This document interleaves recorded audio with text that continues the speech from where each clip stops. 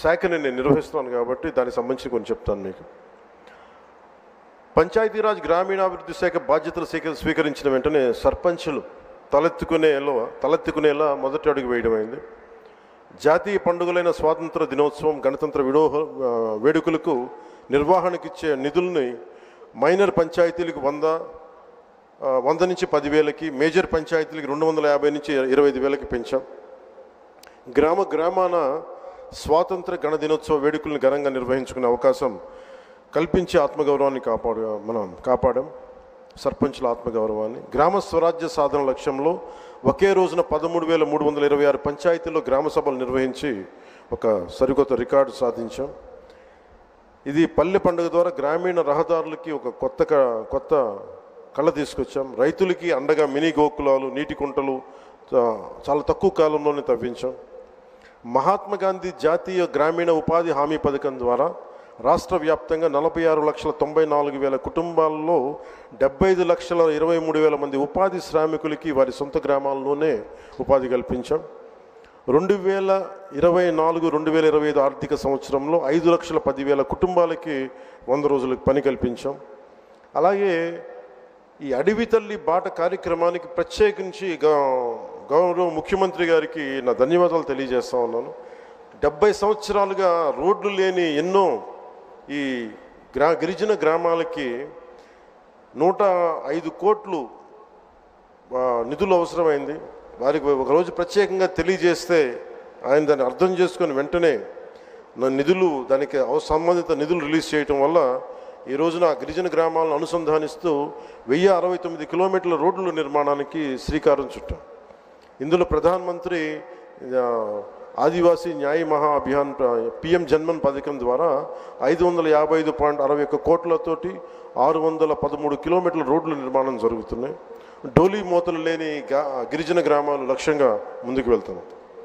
అలాగే పర్యావరణం, అటవీ మరియు శాస్త్ర సాంకేతిక సంబంధించి ముఖ్యమంత్రి గారు మాకు ఒకటే ఆదేశం ఇచ్చారు. రాష్ట్ర విస్తీర్ణంలో 30% ఉన్న అటవీ భూమిని కనీసం మనం మనం ఈ 5 వైడ్లో అయ్యేలోపు మనం కనీసం దాన్ని 50% తీసుకెళ్ళాలి. తక్కువ 37% వెళ్ళాలి అనేది ఆదేశాలు ఇచ్చారు. ఆ విధంగా ప్రణాళికలు రూపకల్పన చేస్తున్నాం.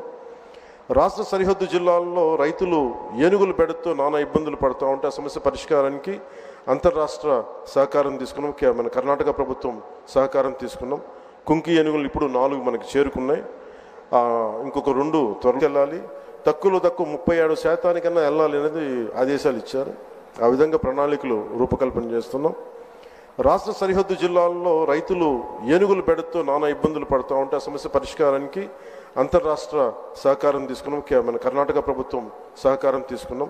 కుంకి ఏనుగులు ఇప్పుడు 4 మనకి చేరుకున్నాయి. ఇంకొక 2 త్వరలో రానున్నాయి ఆ క్యాంపుకి. ఎర్రచందనం అక్రమ రవాణాన్ని అరికట్టేందుకు కఠిన చర్యలు అమలు చేయడంతో పాటు అక్రమంగా తరలిపోతున్న ఎర్రచందనాన్ని తిరిగి తెచ్చుకునే విధంగా కర్ణాటక రాష్ట్రంతో ఒప్పందం కుదుర్చుకున్నాం. ఎకో టూరిజం అభివృద్ధికి చర్యలు చేపట్టాం. కాఫీ తోటలు ఇటీవల ప్రారంభించిన వుడెన్ బ్రిడ్జ్ కూడా ఈ కోవకి చెందుతుంది. 1,122 కోట్లతోటి నగరవన యోజన ద్వారా 61 నగరవనాల ప్రాజెక్టులని చేపడుతున్నాం. 85.63 లక్షల ద్వారా ఎకో టూరిజాన్ని అభివృద్ధి చేస్తూ రాష్ట్రంలో 48 కమ్యూనిటీ బేస్డ్ ఎకో టూరిజం కేంద్రాలని వన సమితుల ద్వారా నిర్వహించబడుతున్నాయి.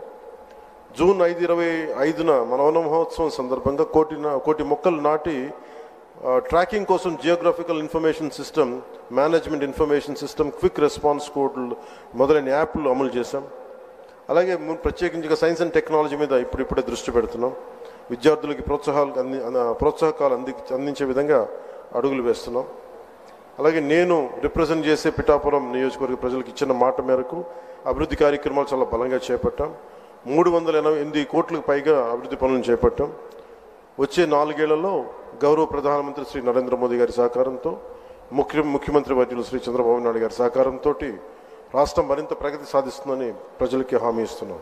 వారి రౌడీజం కానీ